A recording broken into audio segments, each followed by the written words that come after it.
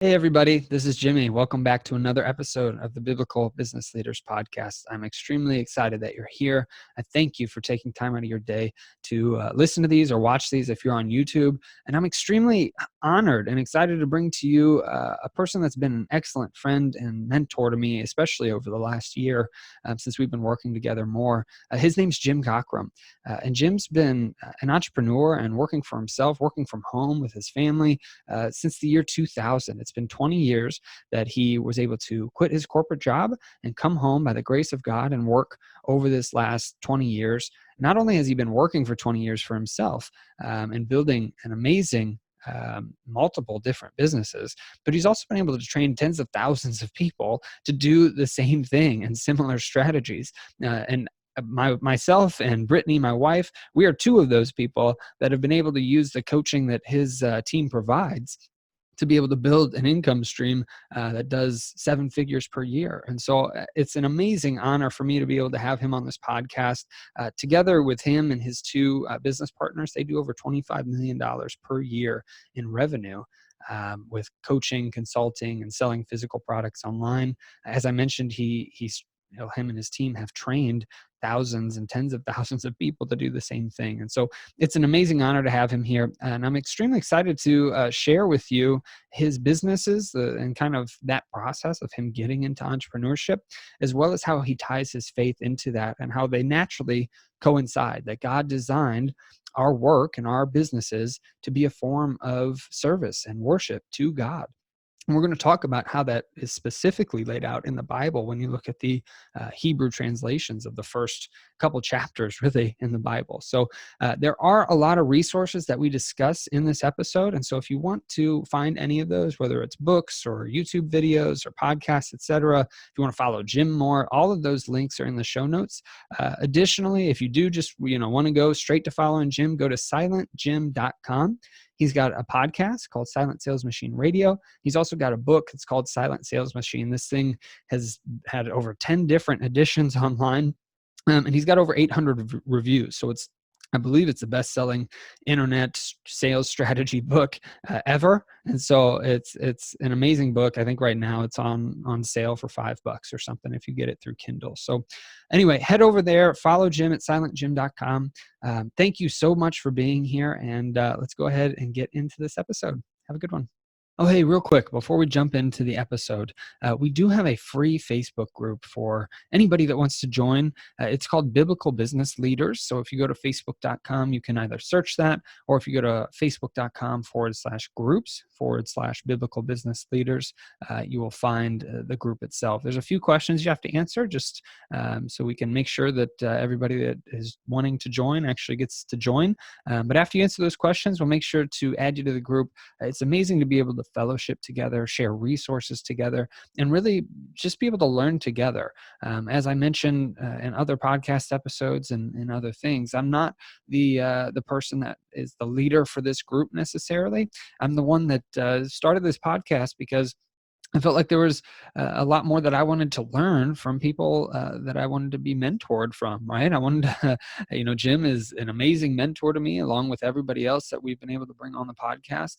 And so I wanted to learn. And so this Facebook group is there for everybody's benefit so that we can share resources and really fellowship with each other on different ways that we can incorporate our faith into our business. So just wanted to mention that the link will be in the show notes, or if you go to biblicalbusinessleaders.com, you can find the link to Facebook there as well. And yeah, if you could all please like, share, review this podcast so we can get the word out more, I would really, really appreciate it. So let's go ahead and jump in now to the podcast with Jim. Thanks.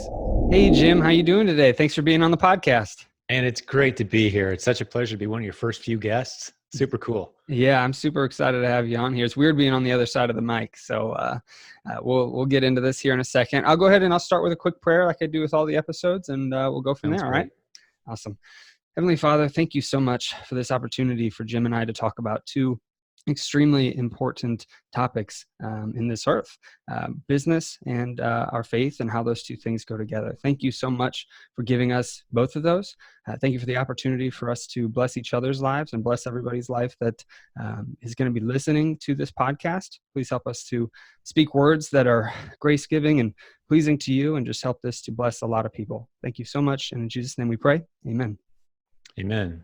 Awesome. Well, thanks, Jim. Again, I really appreciate you being on here. I know you've got so many things going on, and I've gotten to know you well over the last, I guess, year. It's probably been since I've really gotten to know you. So it's been great. You've been an excellent mentor to me and everything. I really appreciate it. Oh, well, thanks. It's a pleasure to work with you as well, buddy. You guys are killing it. You're doing awesome work.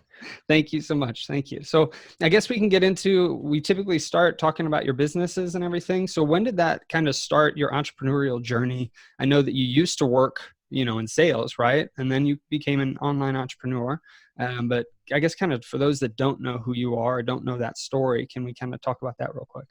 Yeah, sure. And while I may find this, terribly interesting to go through my whole life history, I don't want to bore anybody, so I'll keep it short and sweet. But I think I've had the entrepreneurial bug my whole life. I remember my first entrepreneurial failure was dragging all my toys onto the front lawn of our country house. Lived out in the middle of nowhere. I probably brought, 40, 50 toys and put a price tag on them on a Saturday. It brought them all onto the front lawn. Yeah. And I was just out there and kind of waited for my first customer. And I had 2 cars drive by that day, and neither one of them stopped. Oh. I thought to myself, I'm going to need more traffic next time. Yeah, right. Like, the rules haven't changed since then. No, not at all. Yeah, the last real job I had was Microsoft software selling and selling licensing. And it just didn't fuel my entrepreneurial fire. It was a good job. And I had that 6-figure potential that everyone was talking about. And, like, that's when you arrive and you're good now. It just didn't do it for me.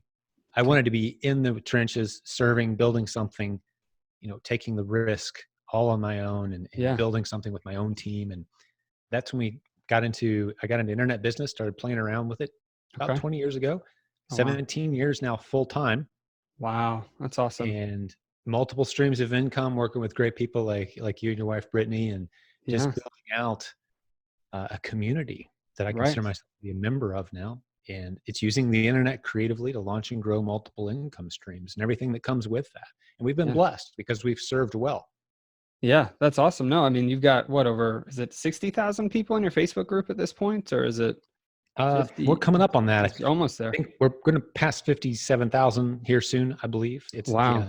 And you don't get there without serving well, right? So you've had a lot of success stories come out of your stuff, which is awesome. Thank you.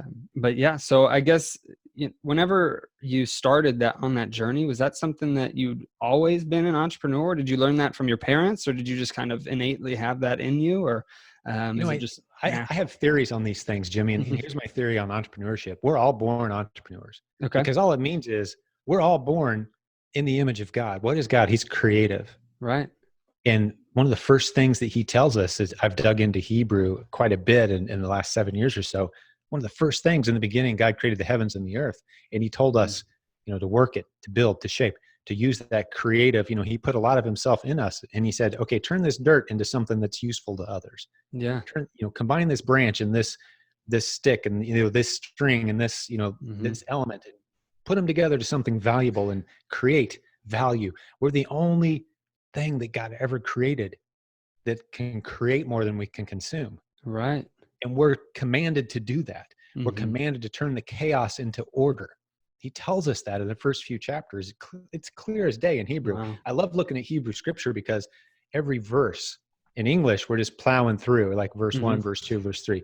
You read a book from a Hebrew vantage point, verse 1, you get 3 chapters. Right. Verse 2, 2 chapters. It's like they go deep and they say, here's what the words in this order means. And basically what God's telling us in those first 2 chapters is create, serve, build, convert that chaos into order, creating value while you do so, serving others while you do this. So we're all entrepreneurs. Yeah. But I think our, especially public school systems, do a magical job of pounding that out of us. Right. Yeah. And make us into employees. Yeah. You become convinced that having a job is the destination I was intended for. or Yeah. worse yet, doing what I'm passionate about. And if you're passionate about sitting on the bank of a river and fishing all day, well, I guess that's what you were made to do. I mean, like, is Right. that what you're telling me? Like, I don't know how that serves anybody, but I'm Yeah. passionate about it. So there's some dangerous messages that kind of crush that entrepreneurial spirit out of us over time Yeah. if you Well, lose yeah. focus on serving and creating. Absolutely. And even, I mean, from a school perspective, it's not just that it gets you into the mindset. I mean, they're always telling you like, hey, you got to go to school, get a job, et cetera. But it's also training you for being an employee, right? You go through all these assignments, you have to find the answers. I mean, you have to do it step by step. So you kind of get trained for 18 years to be an employee. So Yeah, it's the concept pretty, of being an employee or having a job is fairly new. It's a very mm, Western, fairly modern concept that didn't exist for thousands of years, and yeah, people thrived and succeeded. How? They thought like entrepreneurs. Even if the word wasn't invented yet, I'm thinking, I'm gonna have to build and grow. I'm gonna have to grow more corn than my family needs so I can trade right. it to get sheep and pigs because we want to eat meat, right? I mean, Hmm. like, it's built in to any successful economic system. So this whole Right. concept of a job being the arrival point, no. But even if you do have a job, we live in an age, Jimmy. This is what's so exciting to me. Where okay, you've got an extra 10 hours a week. Let's build something that dwarfs your job income Mm, yeah, absolutely. with those 10 extra hours you have a week. I Yeah. mean, it's possible now for the first time in human history. And I mean, that's what you and I do together all day, every day is we help people do just that. Absolutely. Yeah. And it's something, I mean, that's what changed mine and Brittany's life, right? I mean, we started with your coaching and courses and everything that you've got to build an online income. And I mean, we did it all on the side. It's just so easy, I think, for a lot of people to take that time to, watch Netflix or to just waste time essentially on things that don't bring value to themselves or to other people. But, That's right. obviously there's a place for that. I mean, that, you still need time to relax and, have some downtime, but there's a lot of downtime for people that they don't really realize sometimes. Oh, we're so blessed as a culture. Yeah. Yeah. I mean, most of human history is full of people who wake up in the morning not sure about meal number one, let alone meal number two, Yeah. and walking to find the water and Mhm. hoping they catch something that they can eat to have meat that day. And like, that's a lot of human history. You Yeah. know, you'd be the old man, I'd be in the dirt already in most cultures throughout human history, right? Yeah. Like making it to 50 was the old man in the village that could still barely walk and lost all his teeth. Hmm. Here we are, we're so blessed. We're in this culture where you can stay active and fit and healthy and have all these hobbies and Netflix and we Right. get these extra 10 or 20 hours a week and we do what with it? We Netflix or Hmm. we find a hobby or we're constantly questioning, what am I really passionate about? Which is, I understand that. Now, God puts passions and gifts inside of all of us, Hmm. but to spend decades of your life trying to identify what that is, when you've got a whole bunch of people out there you could be serving Yeah. well, get passionate about serving well. Oh yeah, absolutely. And now is, I mean, and even there's the easiest time ever too to even test out different ideas. Like, if you don't know what you're That's right. passionate about, I mean, if you start testing, a new income stream and you do well at it, you'll most likely become passionate about that thing because it's, exciting to do well at something. So Yeah. it's insane too to think even in the Bible. I mean, it's 6 days on, 1 day off, but in culture now we get 5 days on, 2 days off. But That'll preach. yeah, exactly. Right. We get Saturday that, is and it's not a still not. default day off, man. Yeah, I would exactly. argue I it's mean, not even the day to cut your grass. Pay someone $40 to cut your grass and grow your business. absolutely. Yeah. I mean, people specialize in cutting grass for a reason, right? I'm bad at it. Just because I don't like to do it, right? I mean, it's something I don't want to do. So yeah, it's an awesome idea. You did mention earlier that you've been diving into like the Hebrew of the Bible for the Yeah. past however many years. I mean, where do you kind of go personally? Where did you go to do that? Did you have an online application or did you? Yeah, well, this is a dangerous topic because you could easily say, "Just talk for 2 hours, Jim, and we'll listen." And you'd Okay. have a hard time getting me to shut up. Right. Okay. I'll reel it way in for you. Yeah. Uh, and this is just to start here. When God met Moses on Mount Sinai Hmm. and handed him the 10 Commandments, what language was carved onto those stones? Yeah. Hebrew. That's Right. the language of the original Old Testament. Any Jewish scholar will tell you, like the Torah it's Hebrew. Yeah. Language straight from heaven Hmm. onto stone tablets. I mean, I think that's worth paying attention to. Yeah. And there's just so many examples where, we as Christians, yeah, we understand it, but in some instances, it's kind of like we're looking through a bit of a dirty window. Like you can still see everything, but man, when you clean it up nice, Hebrew is like, oh, okay, there's some detail I was missing. Yeah. There's messages there. And the greatest business book ever written, the greatest life guide for anything that has to do with faith, finances, friendships, family, Mhm. all the rules are written. They're all in there, and God laid it all on the line. There's nothing new to learn once you understand these lessons. Yeah. You gotta dive into Hebrew a little bit to get it.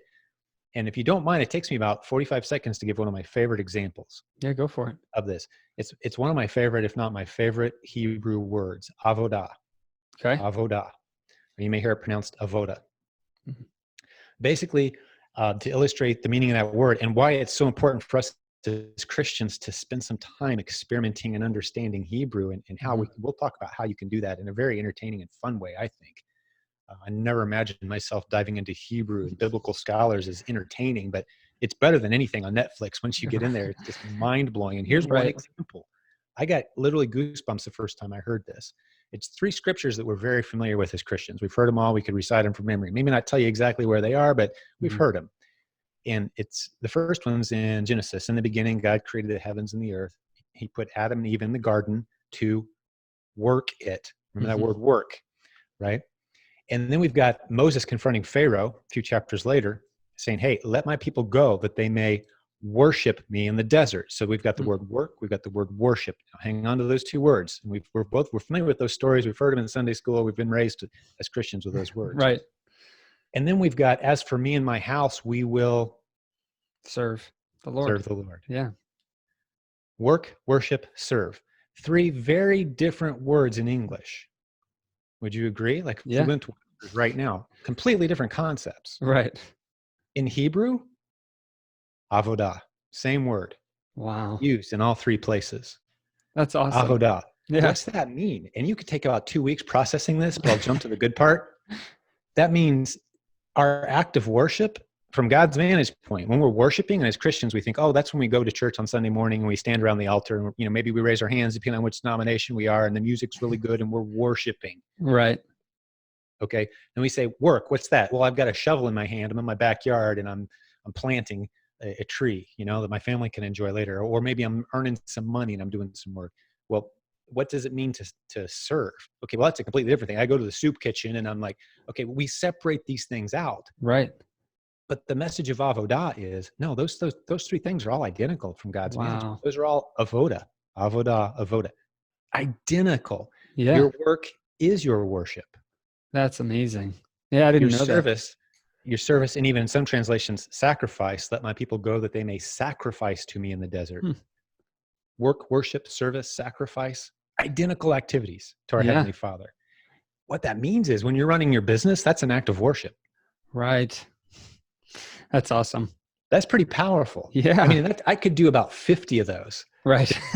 off the top of my head because, and as that starts to shape your thinking and how you run your life and your business Mhm. and your ministry, some people say, well, how do you incorporate ministry into your business? Hmm. And I say, that's kind of like saying, how do you incorporate oxygen into your breathing? It's like, you got to have, how do you Yeah. separate it is the Right. real question. They're the same thing from God's vantage point. You don't Absolutely. integrate them together. They're the exact same thing.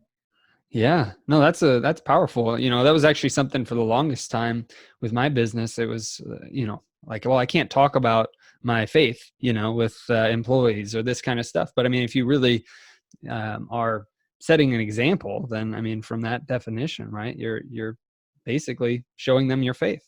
Yeah, you That's can't hide salt and light. right. If you put salt into a recipe, everyone can detect it. If you Mhm. put light into a room, everyone sees it. You can't Right. be salt and light.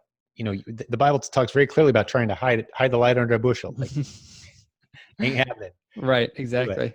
You got to put the light out. That's the only way to hide it. Yeah. You got to put away the salt. It's the only way to hide it. We're not called to do that. So I think we're in a time where being bold Yeah. is very called for. And, I kind of Mhm. learned from Dave Ramsey, and I like to think we've even taken it a step further in our boldness of like, hey, this is who we are. We're Bible believing Christians. Yeah. If that turns you off, we're the wrong company to buy from and to work with. Yeah. Now, Exactly. it doesn't mean you got to believe and think like us. But Right. in this age of everyone accepting everyone's belief systems, hey, we're Christian. Mhm. And here's the deal. I think I can prove that our worldview is pretty killer. It Yeah. works. We've got 2,000 years of history Mhm. to prove it. Most Right. scientific discoveries have come from people with a Bible-based Judeo-Christian ethic worldview. Like, Right. this is a pretty solid worldview we got here. It shaped Western civilization the most successfully. I'm kind of proud to be in that group, to be honest with you. Yeah, Right. So we absolutely. defend it with wisdom and integrity, but, compassion. Hmm.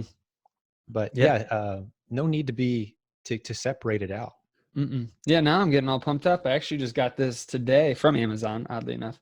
I ordered, it's a Bible that is a Hebrew Greek study Bible. So like it's got all the Strong's Concordance in the back with the Bible. So you can actually see the important words that were different. You can go back and look at the concordance. So I'm excited to look at that. Now I got to go look for Avodah and, circle and highlight those passages. That's awesome. I'm excited now. Yeah. But And our friend Daniel Lappin is a mhm. great place to start. Of Yeah, course, you were showing, I absolutely. think you have a copy of his book. I've got a couple of his right here. I reference Yeah. them frequently. A great book for those who kind of trying to incorporate that entrepreneurial mindset from a biblical vantage point. The Bible has twice as much to say about money and business Wow. as it does about love and prayer combined. Really? Twice as much about money and business as love and prayer combined. I think there's 500 references approximately to love and prayer, That's 1,000 awesome. references to money and business in that book that we've built our life around. So yeah, it's the greatest business book ever written. Mm. And the author that I think helps uncover that in a very practical way is our friend Daniel Lappin. I call him my Yeah. favorite living author. For those watching the video of this, some will be listening to the audio, but Yeah, there you go. I've got my copy of it. Whoops, is it up? Yep. Oh, there you go. It looks backwards on my screen, but maybe it's right on No, yours. no, it's good on my screen. Yeah, I've Okay. got it too. I just don't have the dust cover on it. So I've got, Yeah. yeah. And well, my copy's better than yours because I got it. Right. He signed Oh, mine. there you go. No, but it's a great book that just chapter after chapter is eye opening. Like that Avodah lesson that, he got me hooked very quick. Wow. I call myself a Daniel Lappin fan, but he's the guy that exposed me to the fact that Hebrew lessons from the Old Testament very much apply to virtually every possible scenario if it has to do with faith, family, finances, or friendships. Yeah. The rules are already written. Right. We don't need new books on those subjects. The rules handed down straight from God for all those areas are right there. Yeah. It's an unfair advantage almost. And you don't have to be a Christian to soak it up either. Yeah. No, I mean, you can gain anything out of it, right? I mean, even if you're not a Christian, there's still the principles, right? And that's actually, business secrets from the Bible. Those are the principles, that stood out to Daniel Lappin. So that's it. I'll put the link in the show notes for that. Anybody that wants to buy the book, I really love it. I'm actually going through it right now. I'm halfway through it. So, and you've got a Facebook group, a read through group on that, right? I sure do. It's a free Facebook group, man. We got about Okay. 700 people in there right now. And I'm going through a chapter at a time and just telling people how I applied the principles from that book to my life and business specifically. Perfect. Because I've read through that book probably 15 times. Oh, wow. And it's just a discussion group. I'm only through like chapter 6 or 7, and I've had it for a while. I do add another chapter when I can, but it's a free Facebook group. If you want to throw a link in the notes for today, I'll do love that. to have people jump in there and join us. That'd be cool. Yeah, absolutely. I'm going to write that down. Otherwise I'll forget. But no, it's an awesome group. I've been in there. I've watched every video that you've done. So, I'm excited. Every time there's a new one that's posted, I go right away to watch it. So, thanks, man. I need to do some more. This whole Corona thing has kind of thrown me off a little bit. It's right. Opportunities and challenges. Yeah, exactly. Throw me off my game a little bit on some of those, side projects. Yeah. It's easy to have happen right now. There's so many other things that come to the forefront during this time. But so have you always grown up in, a Christian household? I know I've talked to your mom, Judy, and your father a couple of times, but were they Christian growing up, or how did that work out? It's one of the craziest conversion stories now that I'm an adult and I look back and I've heard a lot of conversion stories. One of the craziest. No, they haven't always been Christians. Okay. They are at this point about 42 years clean and sober. Wow. And until I was about the age of 10, I was the adult in the house.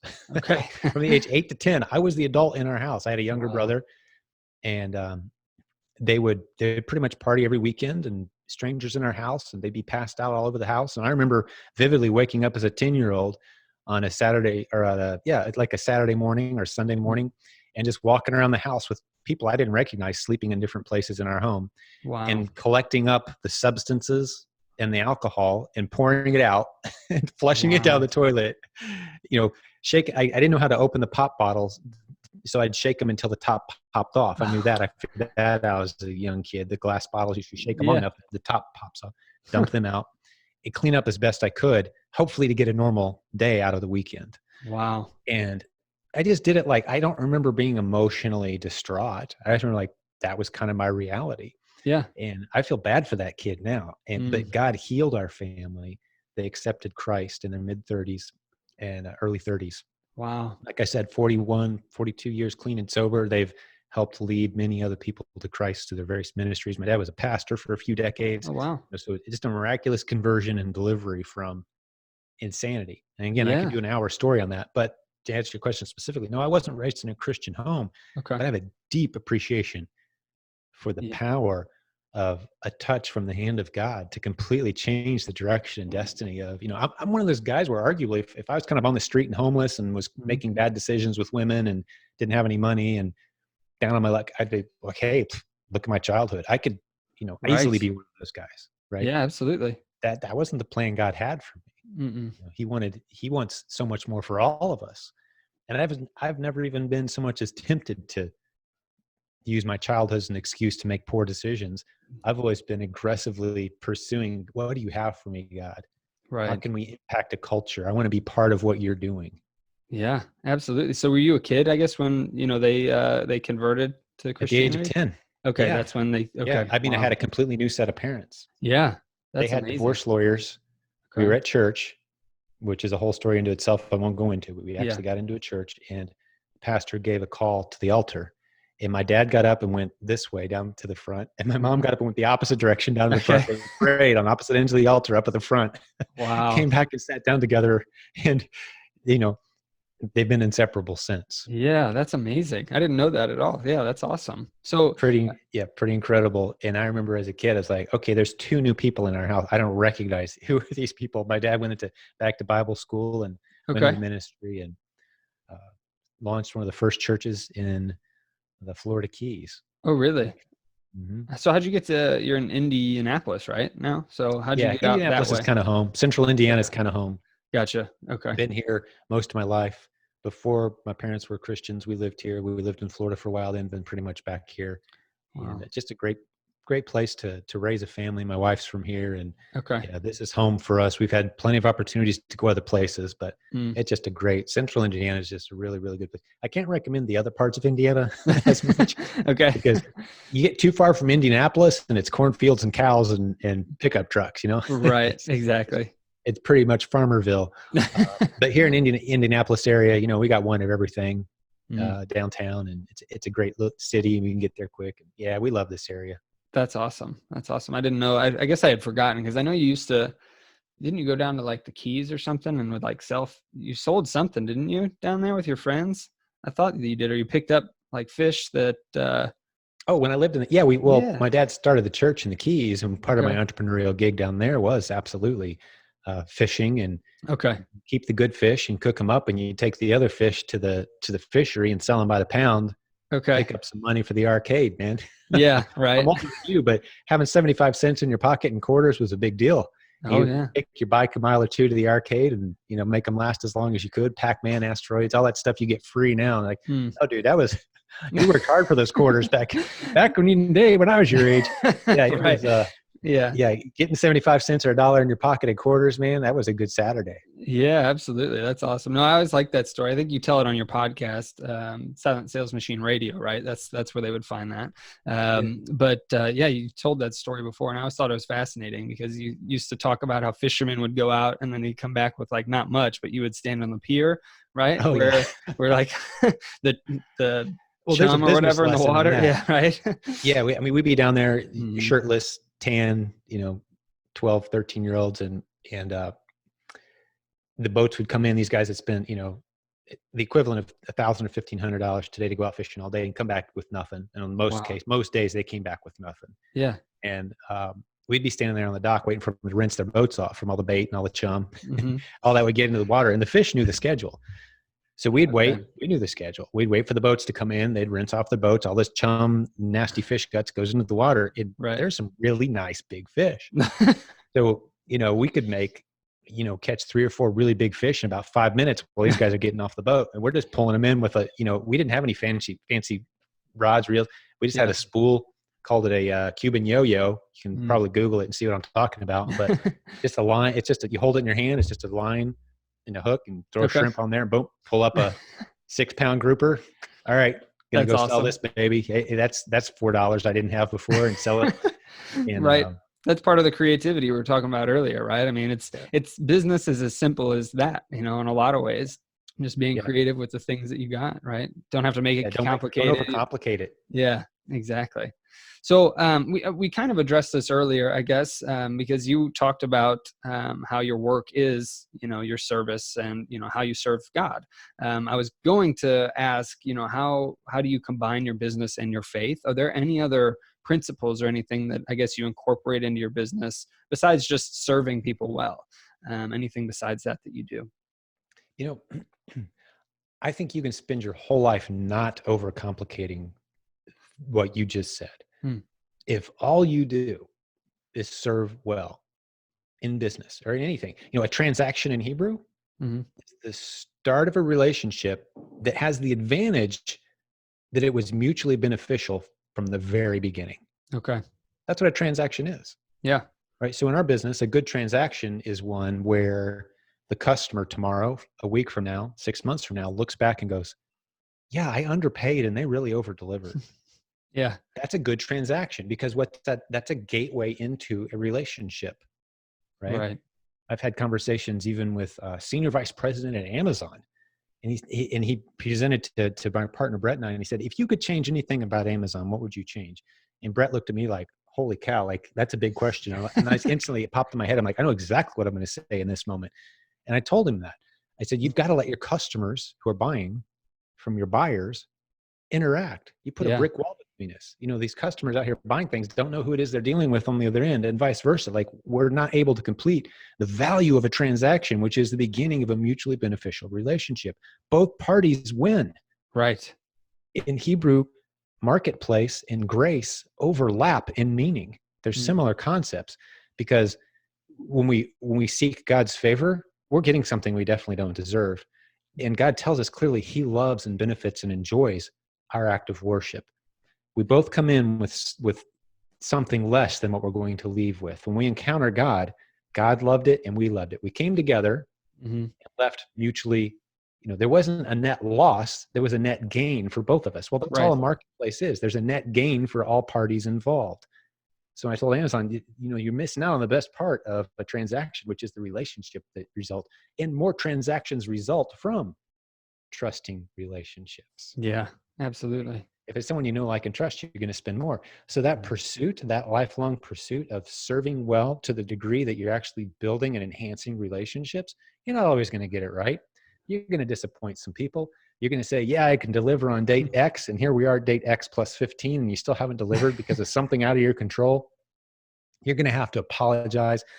That's what relationships are like. It's just like in marriage. Yeah, honey, I'm going to take you to that nice steak dinner tomorrow, and then all of a sudden you got to cancel. And she's mad at you and disappointed. And you're like, oh, but you don't understand. This was such a surprise. I didn't see this coming. I forgot about that appointment. Relationships are a little messy sometimes. But if you're always in serve mode, you're going to become characterized by, always putting others first, that's the secret sauce. Yeah. Faith, family, friendships, finances. If you're putting others first, I'd even throw fitness in there. Right. If you're putting others first, if you're working out and keeping yourself in shape, not so I can look good, but so that I can be there for the people that need me.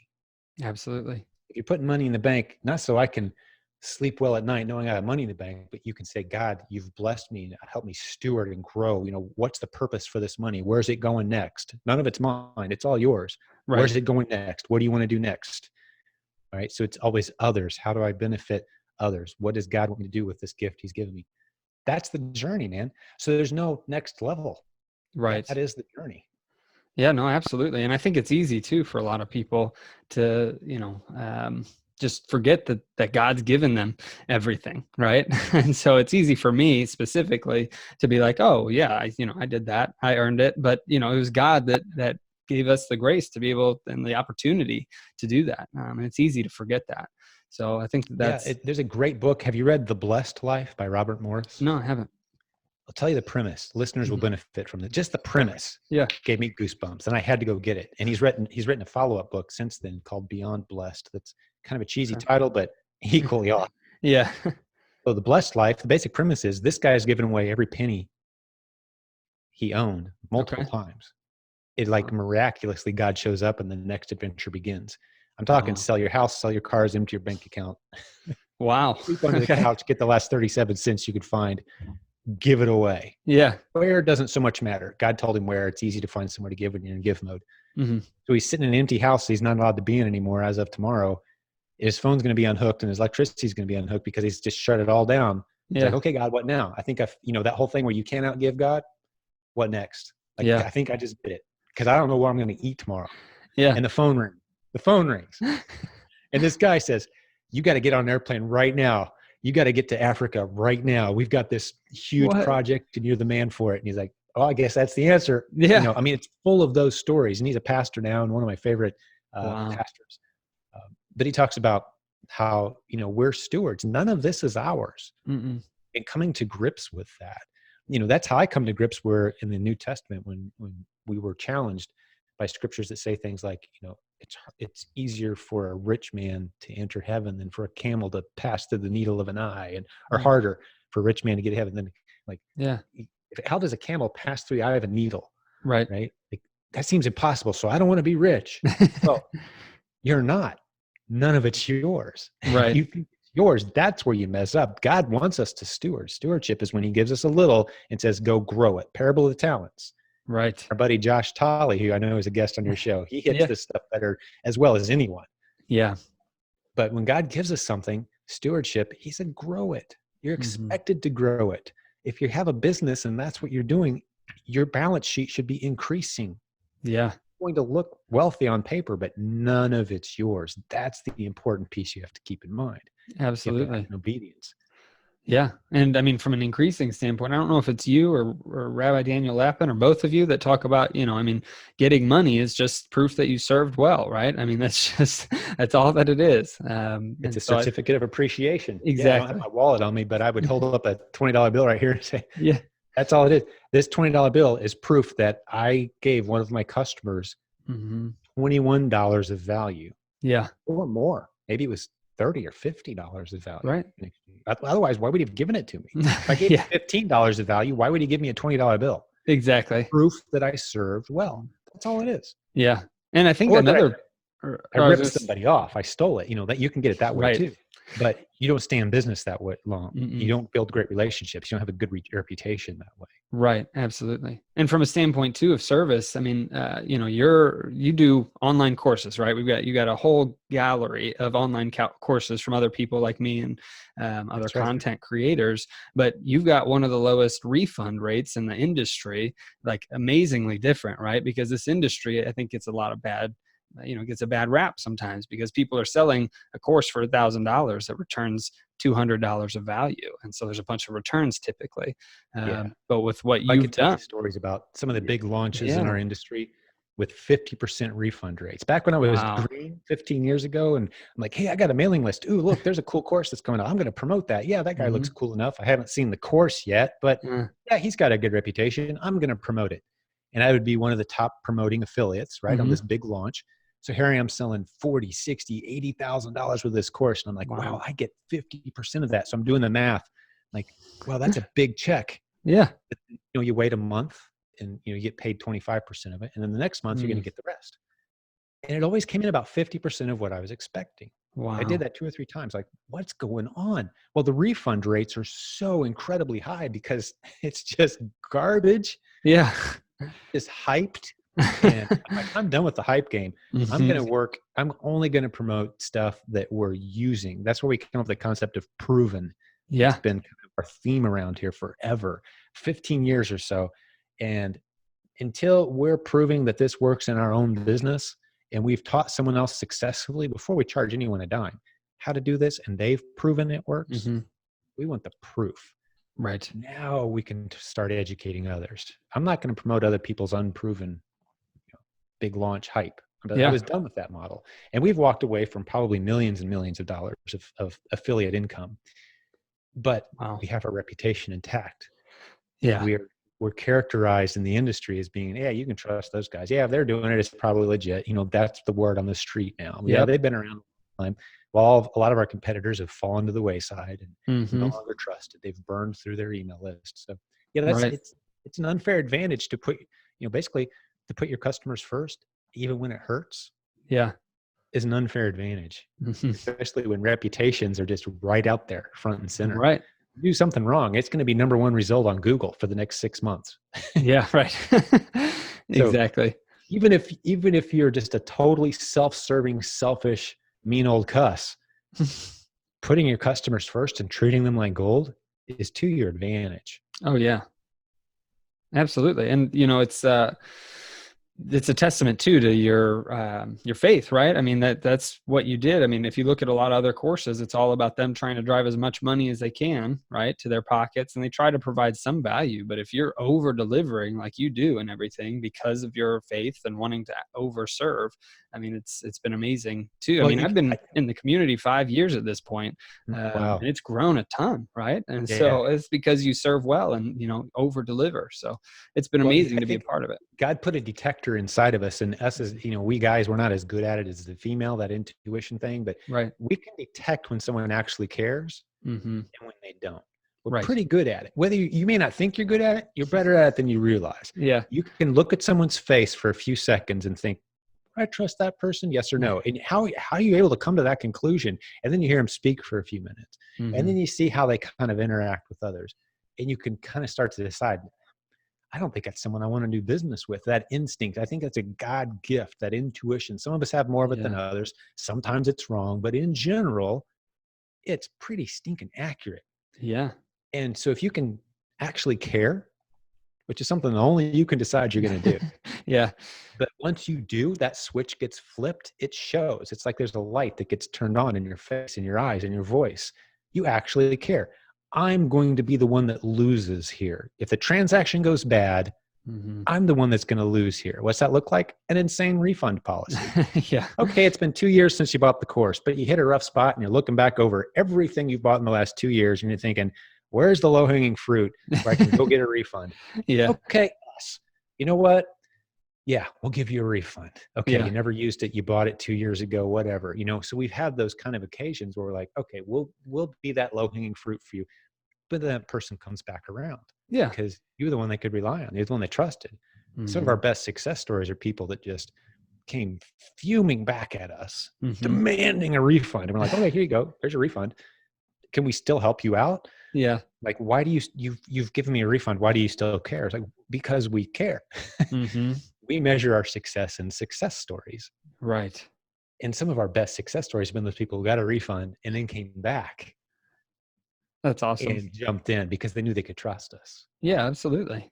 That's huge. I mean, I've heard stories too of people that would, on different courses, right? They would ask for a refund, and instead of giving it to them, they'd say, well, if we do this, you can never buy one of our courses again. Like you can't pay, you can't give us your money again.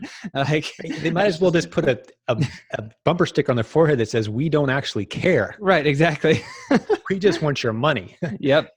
Exactly. Take the money, go away. Yeah, it's insane, but it's been amazing to watch over the last. I mean, it's 5 years for me. You've been doing it for 20 years, so I'm sure that it's been even cooler to watch over that time frame. But I've learned a lot of lessons the hard way. But I think we've got it fairly dialed in. We're not perfect. We make mistakes. We have storms take out warehouses. We have databases crash, websites go down. Yeah. Promise delivery dates that we can't actually meet, and then we have to bump it back. Those things all happen. Yeah. But I think the key for us has been, for me, it's been surrounding myself with people who are smarter than me, better than me, specialized in a niche. I think the story of how you and I are working together is a perfect example of that. Yeah. You compound that out and multiply it by 150 or so people that you can rely on. Yeah. That trust you and you trust them. You've got each other's best interest in mind. You're building something together. Well, maintaining your own world as well, but you're building something special together. Plenty of room in the spotlight for leaders. You can't have a big ego and to go down this path. Right. There's guys in the industry, and we could name them off, that it's all about ego and who gets the most spotlight matters. Right. what's that quote by, I think it's Ronald Reagan, you can do amazing things when you stop caring who gets credit. Mm. Your team can do amazing things. Yeah. That's kind of how we operate around here. People who need a lot of credit, need recognition when they do something cool, like, yeah, they don't fit in too well around here. Yeah. People that need the spotlight, but people who are humble and just love to serve and say, hey, let's take the credit as a team when we hit wins. And when we mess up, let's take the loss as a team. Mm. It served us very well. And we've been able to create a lot of success stories and raise up some Yeah. leaders. Excited to see the journey that you and your wife are on right now as great leaders in our community, very creative with an awesome book. Can I yeah, go for it. Go for it. I love it, man. Is side That's hustle a to book. full-time income. We build a course together, Mm-hmm. Side Hustle to Full-Time Income. One of the best selling books right now as we're recording this. Yep. Home income niche on Amazon. And just like with my Lappin book, I got an autograph message from the author. I love it. And look, you put me right there on the first I flap, did. dude. That's super cool. Right there. I appreciate that. Yeah, with your book, Silent Sales Machine. So that's awesome, man. Thank you for that. Yeah, absolutely. Thank you. Yeah, that's the journey. I think the secret there is, I've been talking with my son about this too. It's hard to learn these lessons in your early 20s, but you've got to be we, us, team, not me, my, I. Exactly. Just go through the most recent update of the Silent Sales Machine book you just referenced. That was the biggest change I made. Is I had a editor go through, and anywhere where I talked about myself, we converted it to team, us. Because I saw this path of some of these other big gurus were on, and all roads lead to them. And I was thinking, would I want to work with that person? Like, I don't think I would. There's no room in the spotlight. Right. Yeah. There's no room to advance. Yeah. I'm never going to pass that guy. Right. 'Cause the man at the middle, and he's the spot, and he's the one that everyone wants to. And I love at our last event, and this is a cool story that illustrates this was a win for me. Okay.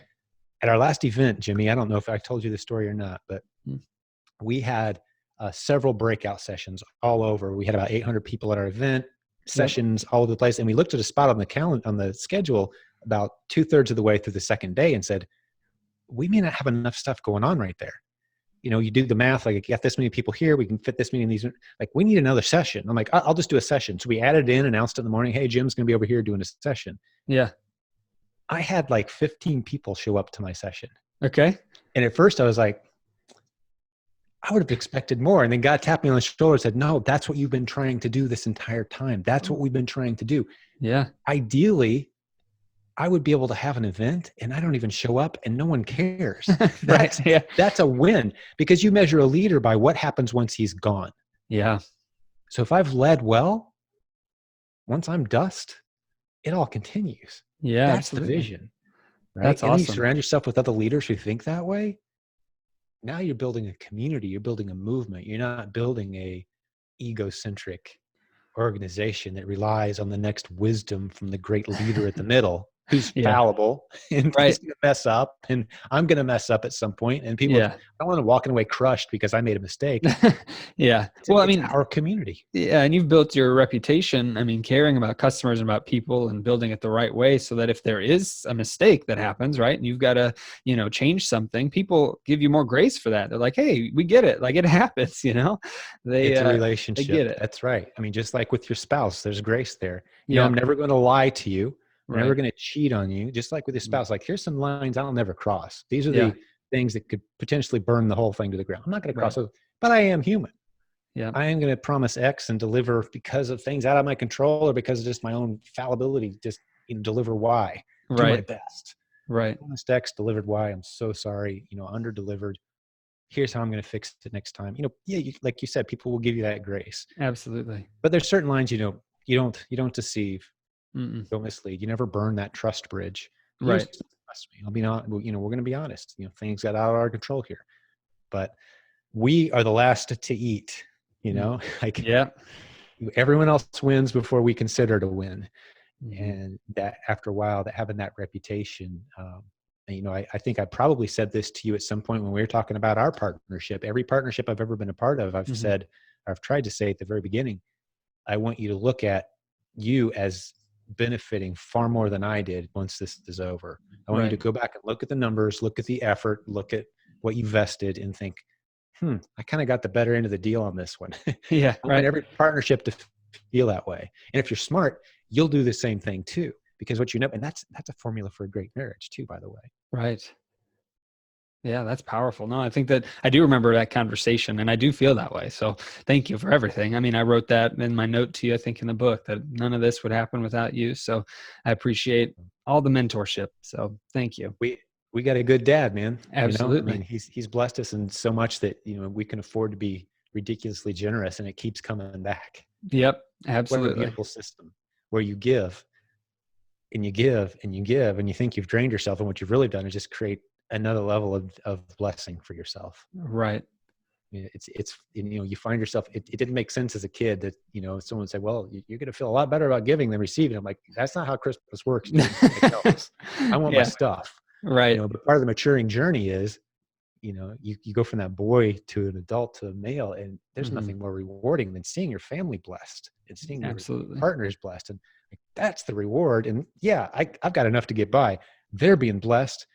That fuels me and fills me. But then here comes all this stuff for me too, that you just Hmm. can't stop. Absolutely. Well, yeah, I think there's been a lot of great stuff in here. So I'm going to encourage people to re-listen to this one, take notes. Do you have any, I guess, last tips or anything that you want to give to anybody on faith and their business, anything else? Or Yeah, you know, I'll give you this. Mhm. Maybe you could link to this too. I think this is Okay. I'm not going to try to do it justice right now, but this is a YouTube video of Daniel Lappin, the Okay. keynote that he Yeah. did at last year's event, Oh, yeah. where he convinced you. I don't care what your worldview is, again, and I'm hoping there's a good number of people listening to this that aren't Christians, they aren't believers, because here, Hmm. what I'm about to say here is Yeah. very important. If you deny that there is a spiritual element to us as humans, to this human walk, if you say, you know, if you're materialistic, meaning Hmm. what I can see, touch, feel, measure is all there is, there's nothing else, you are at an extreme disadvantage in business. Yeah. And you need to understand the spiritual, you know, the spiritual qualities of man, and that we're a spiritual creature. And to the degree that you grasp and understand that, you almost have an unfair advantage. And Daniel Lappin laid out over the course of about an hour, from a very inarguable, you can't disagree with anything the guy says, and he leads you to this conclusion of, I've got to be nuts to deny the spiritual nature of man. Yeah. We're spiritual beings. And if you can't come to grasp with that and deal with the advantages of having that knowledge, uh, you're going to be at an extreme disadvantage no matter what you do in business or in life. You're not going to be as successful as if you grasp. And now we as Christians, we've been raised on this. We make the best salespeople and business people because we're already told, hey, serve others, serve well. Like, Right. okay, I'll serve. Well, you can't stop the money once you start serving. You can't stop the blessing once you start serving. You can't turn it off. You'll find yourself being very blessed. And you like, where'd this come from? Well, you're Right. serving well, right? That's So perfect. Yeah. that's a good place to end right there. Yeah. Is just send people, you know, if to the degree that you're in denial of the spiritual nature of man, you're going to fail in business. Oh, absolutely. Yeah. And I'll put that link in the show notes as well. So I appreciate the time, Jim. I really do. Anybody that wants to follow you, I assume silentjim.com would be the perfect Yeah, place to go, they're or okay. watching for the Yep. video right there. Yeah, Yeah. silentgym.com is the best place Awesome. to go. Free podcast, and you've been on there a few times, buddy. Did Yeah. a great job. The Thank you. replens training that we've got going on right now, especially during this COVID Mhm. crisis, just thousands Yeah. of people are benefiting. You know, probably 10,000 plus It's insane. from Yeah. the content and training that we've put together. Hmm. And, you know, Amazon hired 175,000 people in the last 60 days. That business is exploding right now. We're teaching people how to get on board that opportunity. It's a pleasure working with you, man. Yeah. Thank So you. go check out, my podcast and look for the episodes with you, Jimmy. Maybe you could stick that in the show notes too. Yep. That's a lot of notes It'll for all you, be buddy. there. Yeah. There'll be a lot of links, but they'll all be there. Right. So awesome. Well, I appreciate it, Jim. Thank you so much. And for everybody listening, thank you for being on here. And yeah, if you need anything, we have a free Facebook group, which will also be in the show notes, and we'll go from there. So thank you so much, Jim. I appreciate it. You have a good day.